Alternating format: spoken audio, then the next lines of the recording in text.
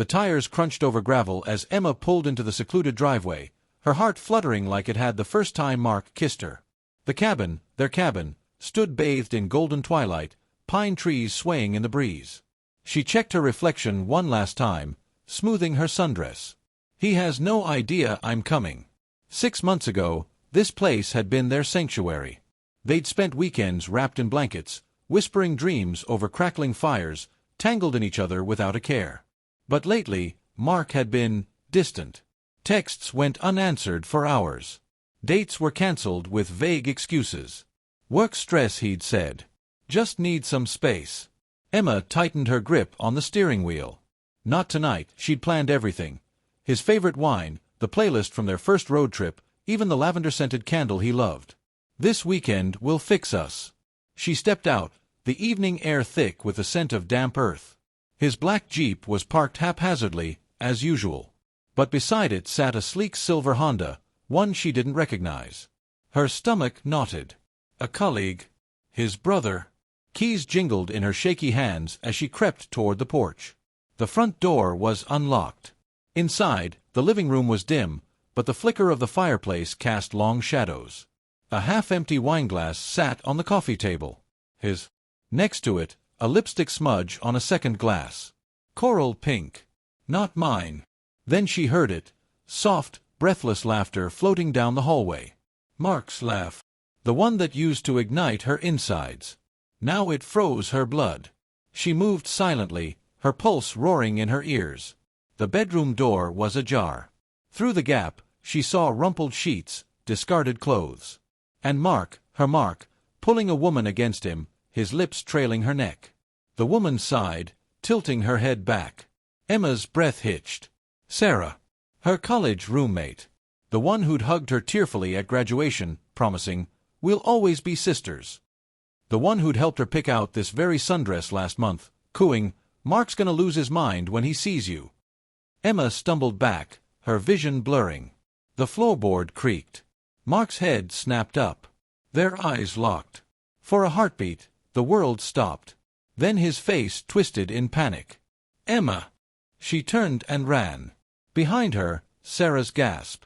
Mark's frantic, "Wait!"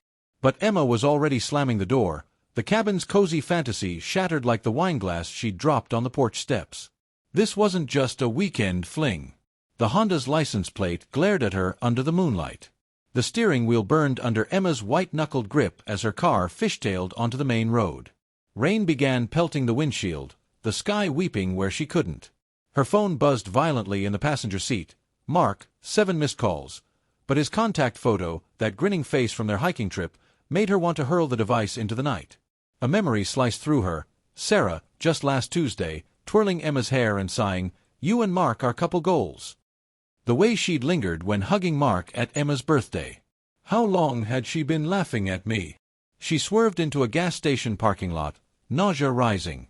The fluorescent lights hummed overhead as she dry-heaved against the concrete wall. Her reflection in the greasy window shocked her. Mascara rivers, lips bitten raw. This is what heartbreak looks like. Her phone buzzed again. A text. "Mark, please let me explain. It's not what you think." A jagged laugh escaped her. She typed back. "Emma, oh? So you weren't inside Sarah right now?" 3 dots appeared. Disappeared. Then, "Mark, come back to the cabin. We need to talk." The audacity ignited something primal. Emma stomped on the gas, gravel spraying.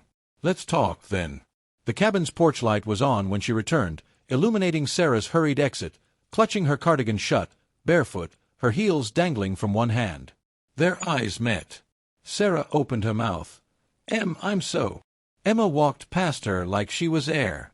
Inside, Mark stood shirtless by the fireplace, his tan skin still flushed. The bed was hastily made, but the coral lipstick stain on the pillow screamed at her. 6 months, Emma said, her voice eerily calm.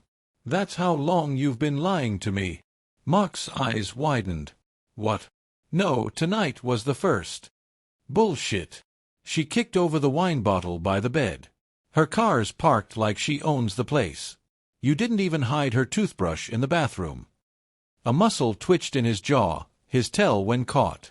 She'd seen it when he'd lied about losing her favorite book. His shoulders slumped. Okay, it's been a few times. The admission hit like a shovel to the chest. Since April, he muttered. Emma's knees nearly buckled. April. When she'd nursed him through food poisoning. When he'd sworn no one understood him like she did. You kissed me this morning, she whispered. Did you taste her on your lips when you did? Mark reached for her. I love you, Emma. Sarah meant nothing. The slap echoed off the rafters. Pack your things, she said, trembling, or I burn this place down with both of you in it. The highway stretched before Emma like a black ribbon, her headlights cutting through the rain-smeared darkness. Somewhere behind her, the cabin, their cabin, stood hollowed of meaning. The scent of Sarah's vanilla perfume still clung to her nostrils, mixing nauseatingly with the memory of Mark's sweat-slick skin when he'd tried to grab her wrist. You're overreacting, he'd shouted. Emma tightened her grip on the wheel. Overreacting. The word curdled in her stomach. As if catching the love of your life mid-thrust with your best friend warranted a polite discussion. Her phone buzzed again. Sarah, please call me. A bitter laugh escaped her. She imagined Sarah's perfectly glossed lips trembling, those big doe eyes welling with crocodile tears. How many times had they laughed about her? The thought made her foot press harder on the accelerator. The apartment felt alien when she stumbled inside, their framed photos now grotesque lies.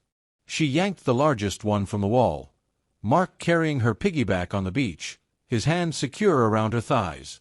Had Sarah been texting him then? The glass shattered against the kitchen tiles, scattering shards like their broken promises.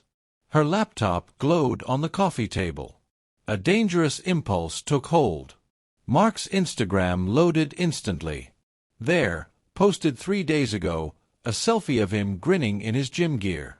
And the first comment. Sarabelle looking strong, babe. Emma's vision tunneled.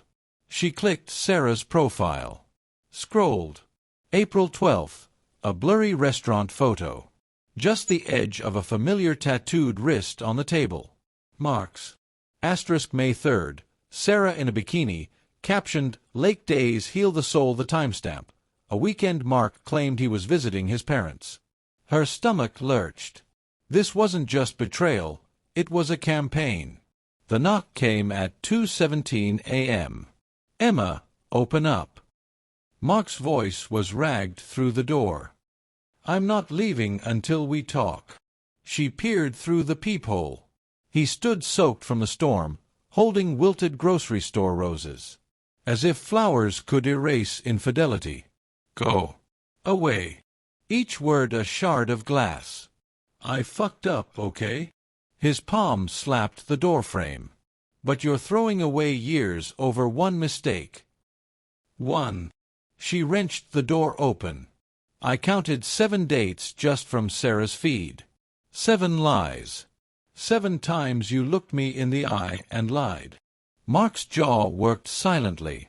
Rain dripped from his lashes onto cheeks she'd once kissed. Here's what's happening, Emma hissed. You have until noon to clear your shit from this apartment. If you or Sarah contact me again, I post every screenshot, every proof, for everyone we know to see. His face paled. You wouldn't. She smiled then, all teeth. Try me. Dawn bled through the blinds as Emma stared at the last box of Mark's belongings by the door. The apartment smelled of bleach and lemons. She'd scrubbed every surface he'd ever touched until her fingers rawed. His favorite coffee mug sat on top of the pile, the one that read, World's Okayest Boyfriend, in ironic lettering. How fitting. Her phone buzzed. Unknown number. It's Jake. From the gym. You left your water bottle last week. She blinked at the screen. Jake, the quiet guy who'd offered her a towel when she'd spilled her smoothie. The one who hadn't once glanced at her ass while she did squats. A notification interrupted her thoughts. Sarah posted a story. Against every screaming instinct, she tapped it. There they were.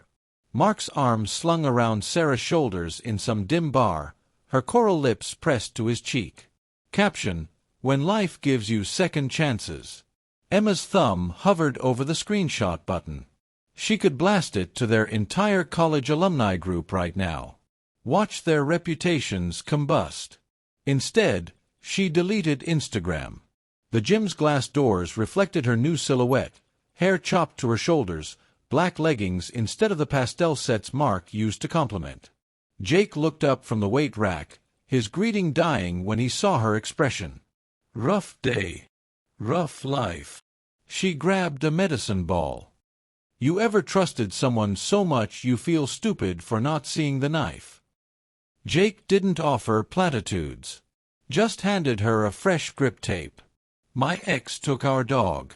I get it. For the first time in weeks, Emma laughed. Mark came at noon as promised, key scraping in the lock like a burglar.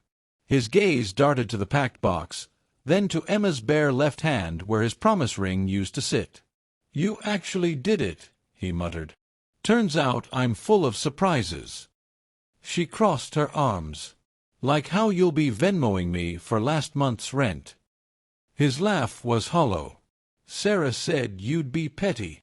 Emma stepped closer, close enough to smell the cheap cologne he'd worn on their first date. Tell her this, every time you touch her, she'll wonder if you're comparing her to me. Every fight you have, she'll remember how you betray people you love. She patted his cheek. That's not pettiness. That's karma. Mark's throat worked as he hefted the box. At the door, he turned. For what it's worth. I did love you.